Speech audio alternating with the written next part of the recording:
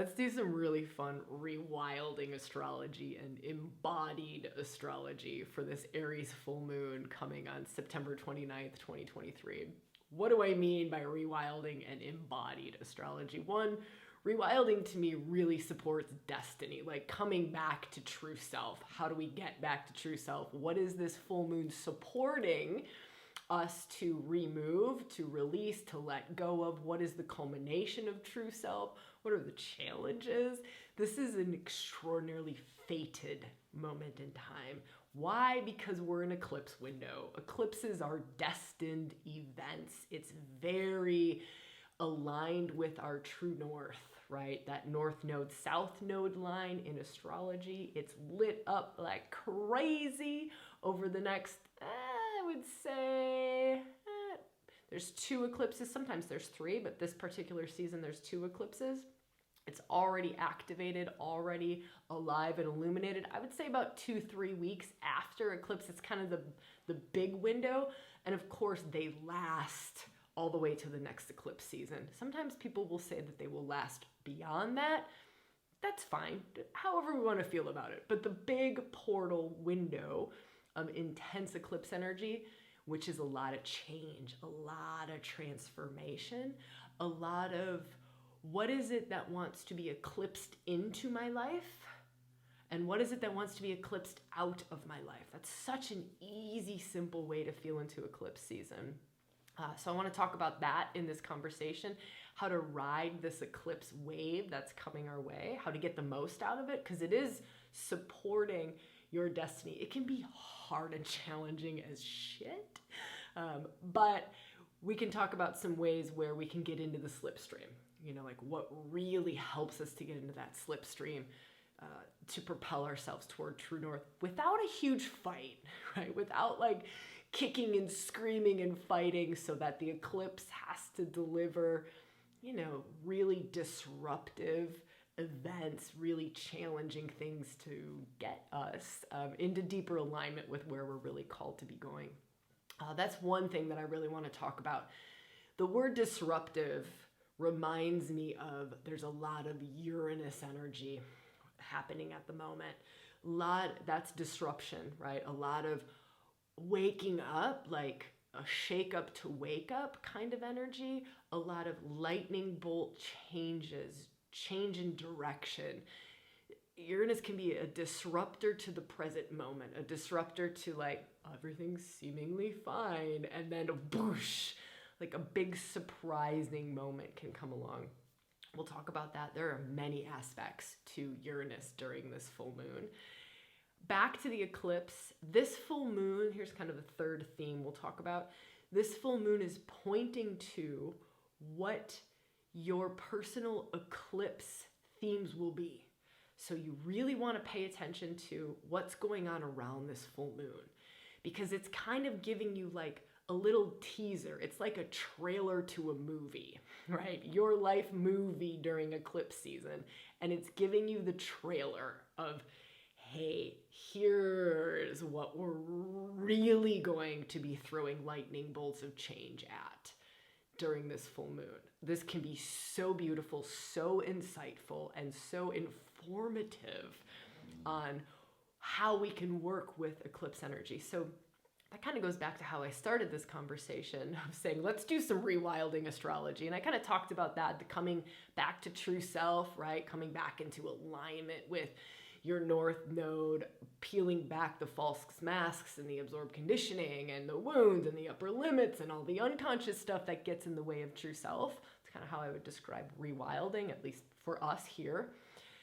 Then embodied astrology is, let me see, how can I feel into that? It's like as above, so below, right? What's happening outside of us is also in some way happening inside of us. For some of us, it will be much louder. Some of us are very, very embodied, very experiential beings. And so when, let's say, for instance, Venus is retrograde, it very much affects our feminine system inside of ourselves. So I know for some of us, our like monthly cycle got thrown off during a Venus retrograde because it points right into our bodies, and we're very, very embodied about it. And so I want to talk about that too during this full moon. And of course, as always, life's cheat sheet. Right? Like, what are the little tips that can come about in this conversation that really help you to plan and to, like, what is it that I can be pouring my attention and my life force into that really makes sense? Where is it that the rub could be, the triggers, the challenges could be, so that we can go in eyes wide open and make really good decisions and get the most out of this? To me, eclipse seasons are fucking glorious. They are deep, wild times of truth, right? But we have to be prepared for that in order to get the most out of it. We have to be okay with truth. And so that's something that I would very much encourage us to kind of start to move into around this full moon, or hold this intention around this full moon. Full moons are a lot about truth as well. They shine a light. They shine a light sometimes on what we couldn't see before, right? So feeling into just being so okay with truth being revealed, like, give me the truth. I'm in, whatever it is. My job no longer serves. Okay, I'm so accepting of that truth. By the way, that's tip number 1 for how to get the most out of eclipse season, for how to get into the slipstream, right? How to let it propel you forward is to be so open to truth. Be so open to truth coming in from all kinds of different angles, right? That's the Uranus sort of thing, coming in from left field, from social media, from a friend conversation, from a dream you had. Neptune's also kind of in the mix, so there can be some of that dream-like, mystical fog sort of a thing that can be happening. I love working with Neptune energy around loosening deeply ingrained patterns. Like if it's a deeply ingrained nervous system pattern, a deeply ingrained thought pattern. Neptune's really good at coming in and kind of fogging those out to allow for new. It's a lot of new. Here's the wild part. This is going to be the challenging part. This sucks. It sucks for me. I think it sucks for a lot of people. Some people it'll be fine for, but for some of us it really sucks. We're going to be feeling with an Aries full moon, we want to charge forward, right? Aries, that's god of war, right? Related to Mars, god of war, warrior. We want to charge forward. We want to pioneer into the new. We want to go, right? It's fire. We want to go. We still have all of the planets past Mars, right? So everything, Saturn, Jupiter, Neptune, Pluto, Chiron, I'm going to throw him in the mix. Who am I missing? Uranus, all of them are still retrograde. That's intense.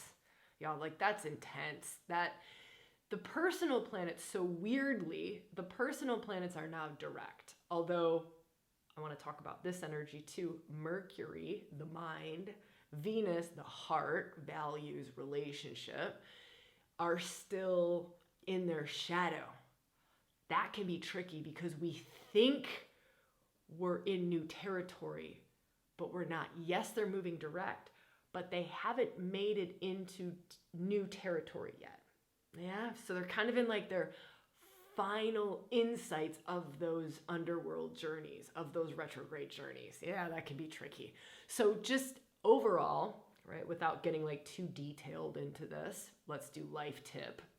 Life tip is, yes, there's a lot of pioneering energy. Yes, there's a lot of wanting to move forward energy.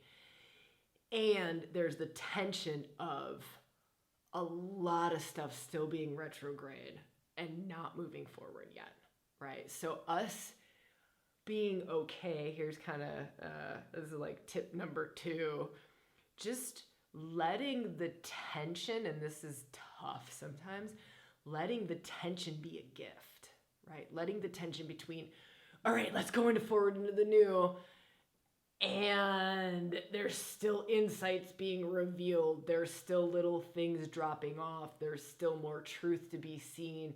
I haven't quite gotten the full picture yet. I might not be able to make as big of a step forward as I want to make. But you know, us each feeling into for ourselves of how can we work with this tension? What is this tension? How is it showing up in our lives? And, how can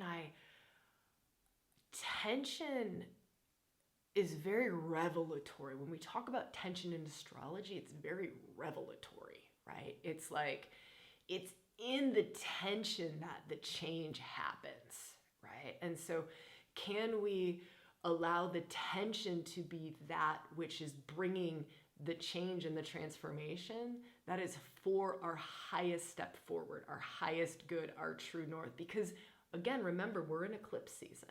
And eclipse season is all about your highest path forward. And eclipses, I love eclipse energy because eclipses they kind of don't care if they hurt your feelings. They kind of don't care if they pull the rug out from underneath you. I sometimes explain it like, it's like a moment in time where the veils are thin enough that the energetics can reach down into your life and just move physical objects in ways that they normally can't. Like, can move a relationship, can obliterate something, you can think about this. This is also just outside of our lives. I love talking about very personal astrology, but you can think about this in much greater terms too. But it's really, veils are thin enough so that like destiny, like the hand of destiny can reach down and like grab you by the scruff of the neck and move you. And will move you sometimes through very challenging situations, very triggering situations, very unexpected events happening. It's stunning. It's stunning when we really feel into, what is this showing me? What is this showing me? There's tip number, what are we on, 4? I don't know.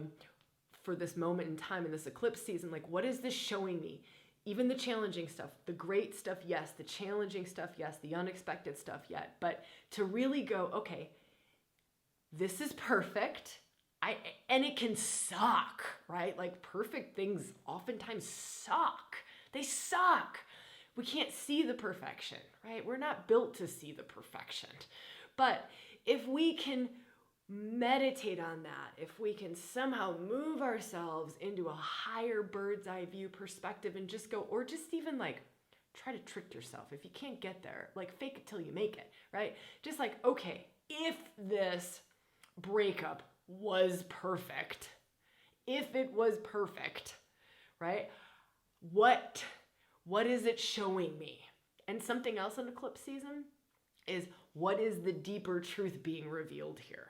What is the deeper thing happening? That's just surface level. The breakup was just surface level. The deeper truth being revealed is that you're moving from hyper independency into more interdependent, and you couldn't do it in that relationship, right? Or you're moving from unhealthy codependent dynamics in that relationship into healthier interdependent dynamics, and you couldn't do it in that relationship. So that, do you see what I'm saying? So eyes wide open and just ask and meditate and journal on and reflect on and do rewilding workshops. By the way, there's a rewilding challenge happening.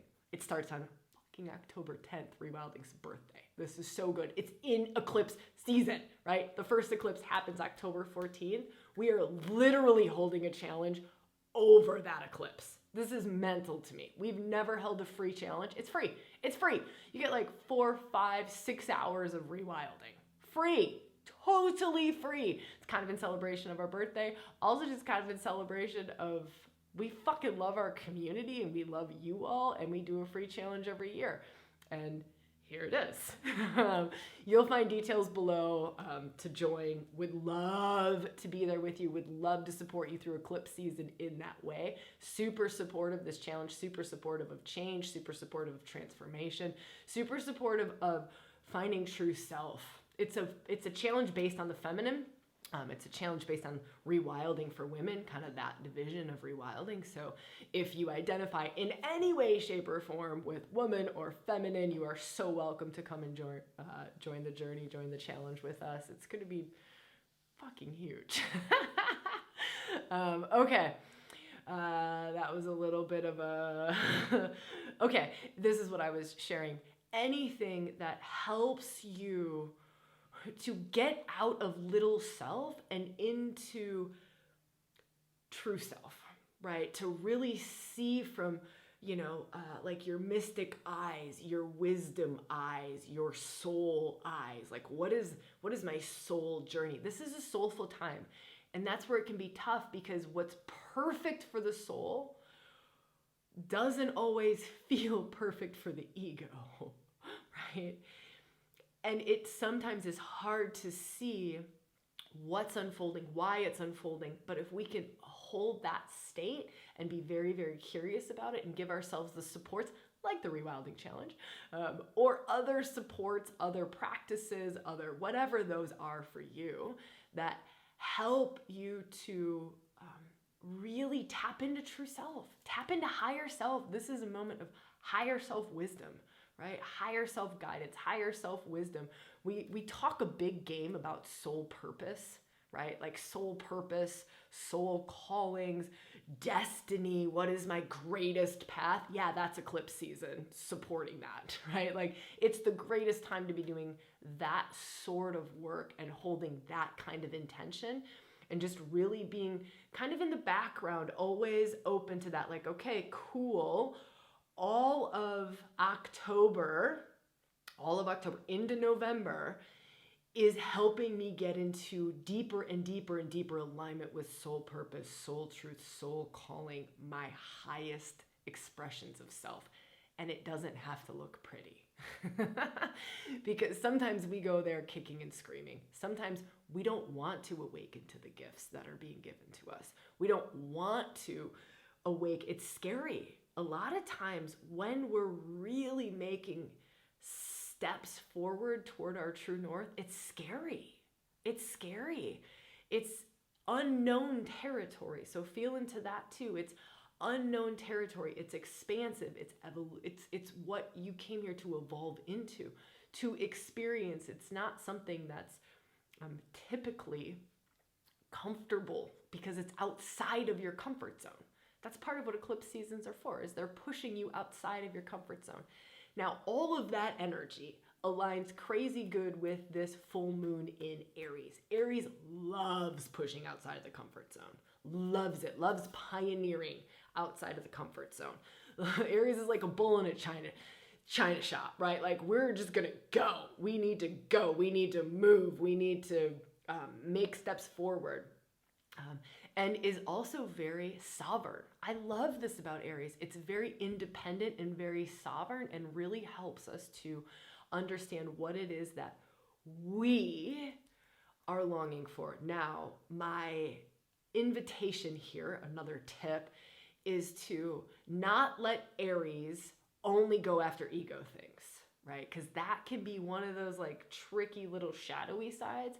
It's like Aries can be warrior for ego or warrior for soul, warrior for surface level desires, or warrior for like the deep shit that really fulfills you, right? Your deep purpose. So that's what I would highly, highly, highly recommend. We also keep kind of running in the background this whole time, especially during this full moon, is to, okay, let me go to, is this really fulfilling? These are great questions to ask self. Is this deeply fulfilling? Is this spiritually fulfilling? Does this really feel aligned with my deepest purpose and the greatest gift that I can be giving this world in this moment? Those are great questions. On the feminine side of it, right, that feels like a little bit more masculine. On the feminine side of purpose and fulfillment, we can feel into, does this create the greatest flow of love in my life? Does this, this step forward, so that we're not coming from a surface level place, we're not coming from an ego place, we're coming from the depths of our soul, but a more feminine based question to ask is, does this create like the flow of love on a deep, fulfilling soul level? And if it does, yes, that is what we want to call into our lives, or create, or pour our energy into, or focus on, or step toward. Yeah. Because those eclipses are going to push us that way anyways. They're the nodes of fate, like the north and south nodes of fate. And that's the line, that's the destiny line that we walk. So Okay, let me feel for a minute. I'll do more on Eclipse. We'll talk more about Eclipse in the challenge, actually, because it's so crazy supported with the challenge that we're doing. So I'll give more if you're like, wow, I want more Eclipse stuff. Just know I'll do some lives. I don't know, we'll probably do some lives in our Facebook group, maybe some lives here in our YouTube channel. I don't know, but you'll definitely hear about everything when you sign up for the challenge. So even if you're just like, I want extra Eclipse stuff, go sign up for the challenge, right? And then you get like 6 extra hours of fucking workshops to do. You can pick and choose. I don't suggest you do. I really suggest you actually go through in order, right? Because it's completely builds on itself. It's stunning. This thing is stunning, right? Like, I don't know. I could never repeat something like this. Right? It was like where it's being done to you, right? And you're just kind of like sitting back like, oh my God, how did that just come through me? That's how I feel about this challenge. That's how I feel about it. I don't know. It's beyond me.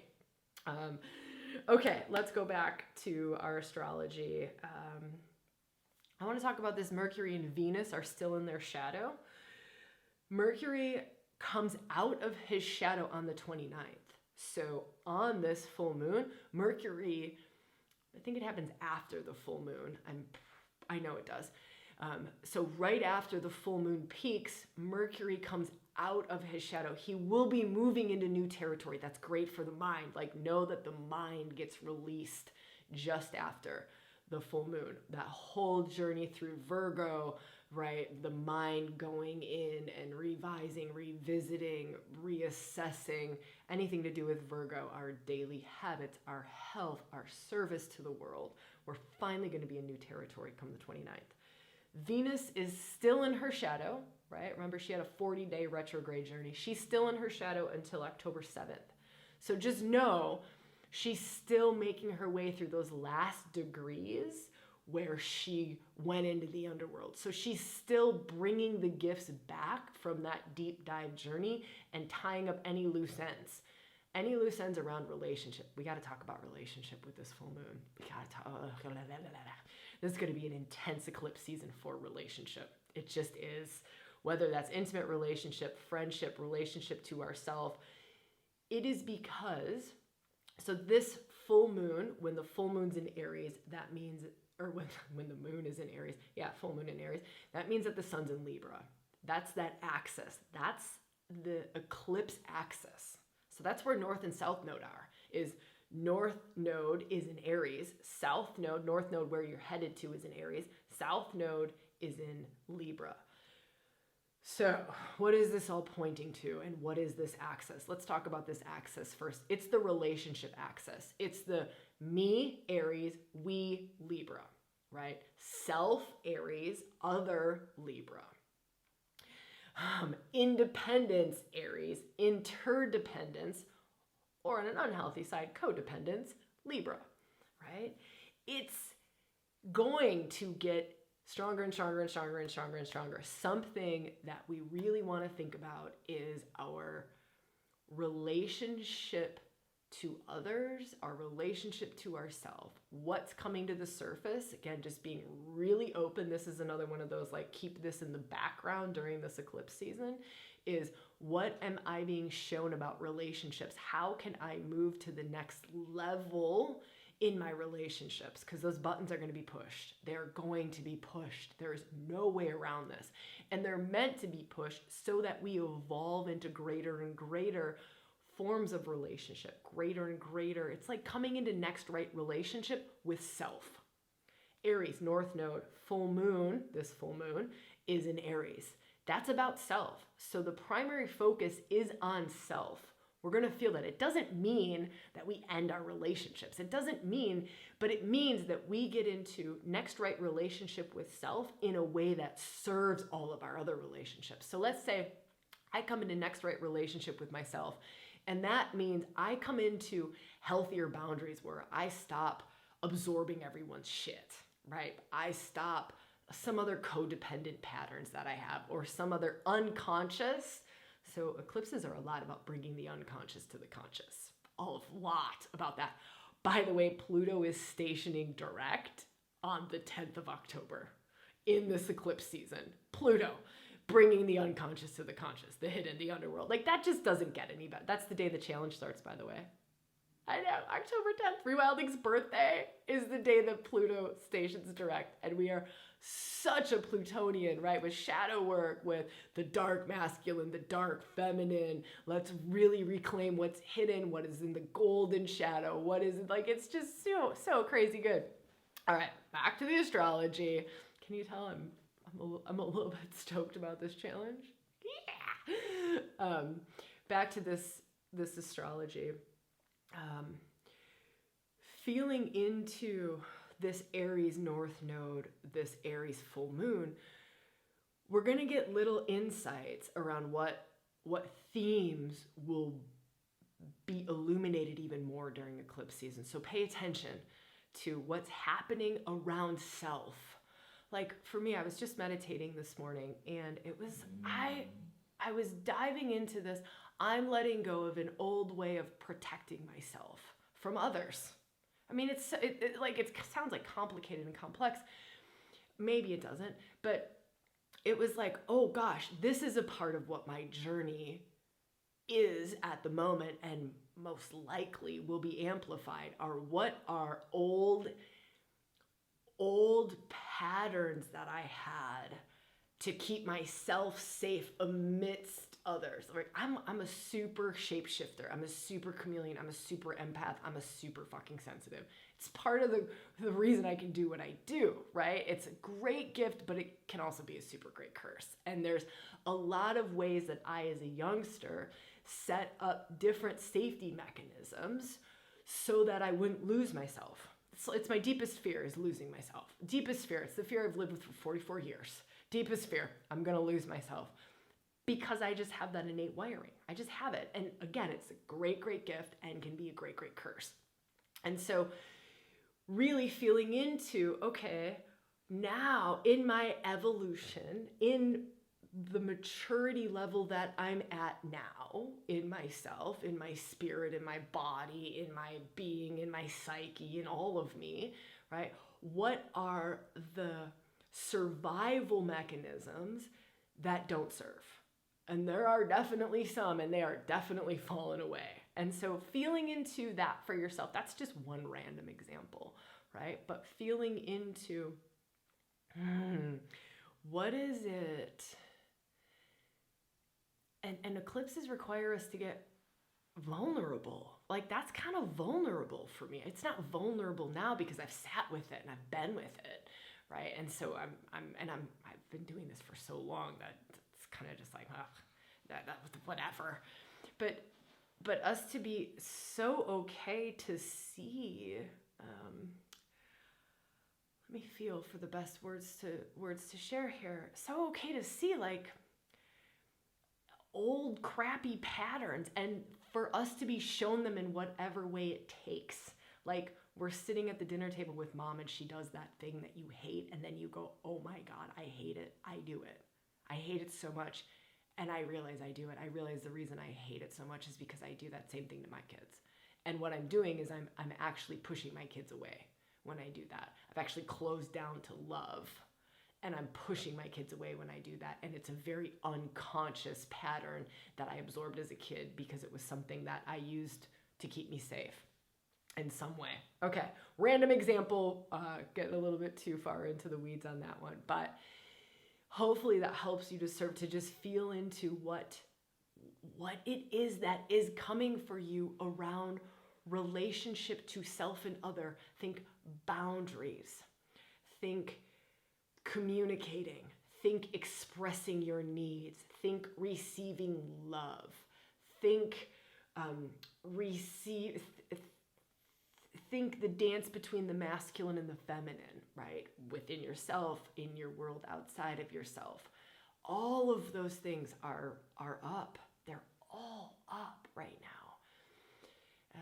Outside of relationship, I'll just kind of weave another wild, beautiful angle to this. There's this other way of looking at things of South Node is where we've come from. It's the experience that we have. It's the gifts that we have been given. It's the wisdom we already have. So if we lean into Libra South Node, we know harmony. We know relationship, right? That's South Node territory. We know it. We know it. So we know it, and can we work with relationship? Can we work with community, with family, with intimate partnership, with whatever it is, friendship, team, to support our Aries individuality? Our individuality, our expression of me out into the world, what it is that you're meant to pioneer out in the world. And I know I can say for me, like me working with the ReWilding team and the way that I get to work with these amazing, beautiful, wild souls, it is that we all hold this space of, yes, we collaborate, yes, we are a team, and that supports each person's individual and unique greatest unfolding. Aries. Individual greatest unfolding. And if it doesn't, there's a misalignment. There's a misalignment. And so let's figure out how to come back into alignment, or maybe bigger steps need to be taken. And so just kind of feel into that for yourself, what that brings up for you.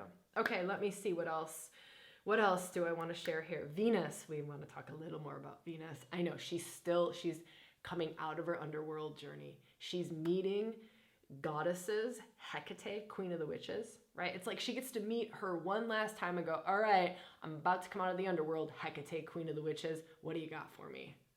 Beautiful time to be open to witchy gifts, witchy insights, medicine woman type stuff, underworld, like you know what you know, but you don't know how you know it, right? Maybe it's like an oracle skill, or maybe it's you just really know how to connect in with the land kind of a skill. Let that be open, right? Let that be open. Venus is literally like still reclaiming some of those gifts to bring them into embodiment so that we can work with them and open to them in our daily lives. P.S. One more shout out. I'm going to give another shout out. I'm not going to say one more because I'm sure I'm going to give another shout out. We do that in the ReWilding Challenge. That very thing, like that Hecate, Venus, open up to the witchy gifts, like what's hidden, what have we not seen about ourselves yet? It's in the challenge. Again, it's totally free. You could be guided right into that territory. All right, I'll stop, at least for now. So that I love. Also, she's conjunct Juno, goddess of marriage. So that's really, again, what else is there to see here in the underworld around commitment, around long-term relationships, around marriages of all forms, marriages, contracts of all forms. So that's another something to feel into. Let me see. I said I would talk a little bit more about Uranus. He's quincunx Mars on the 30th, trine Mercury, sesquiquadrate the Sun, square Venus. That's a lot of Uranus. I talked about his energy at the beginning. How can we work with Uranus? We kind of don't. He kind of works us.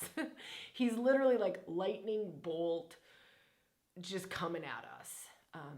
So the best way that we can do it is kind of how I've already talked about it. It's to be open to whatever life is throwing at us. That's literally Uranus. It's being open to whatever life is throwing at us.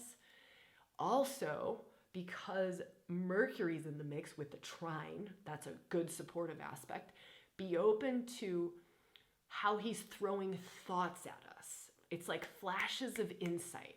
So be open to not just what is life throwing at us. It's like, what are the flashes of insights coming at us? You know, it's like being really open, and they're quick. They're like genius. It's like genius level stuff. And that line is just wide open during this full moon. Wide open between Mercury and Uranus. That's really stunning. That's really, really stunning. Okay, let me see what else. Mars is conjunct the South Node. That has a little more fire. That's the warrior. That's the energy equivalent to Aries, right? Masculine warrior energy is conjunct the South Node. Also conjunct Eris. Eris has been on, actually no, sorry. Eris is on the North Node. She's feminine warrior for truth. Mars is on the South Node. Masculine god of war. That's pretty fated. We got warriors. We got warriors literally on both ends of our destiny line. on both ends, fighting for your highest unfolding. That's cool. There was one other thing I wanted to share. No, I think that's it. I'll talk more about this in the eclipse stuff. So we'll definitely do some eclipse videos. They'll probably come about as lives during the challenge. Something will definitely be on the YouTube channel, but if you don't want to miss anything, just go join the challenge, right? Just go join the challenge. Then you'll make sure that you get all the workshops that are coming up to support Eclipse, and you'll be sure to get all of the lives that are coming up, because I just don't know how it's all going to unfold. But I definitely want to dive deeper into these eclipses. Definitely want to give you some, I don't know, just some more words around each of those two eclipses happening on the 14th and then on the 28th. Obviously, it's that Aries Libra axis that we've talked about. That's what's lit up during these eclipses. I think that's it for me. Last one.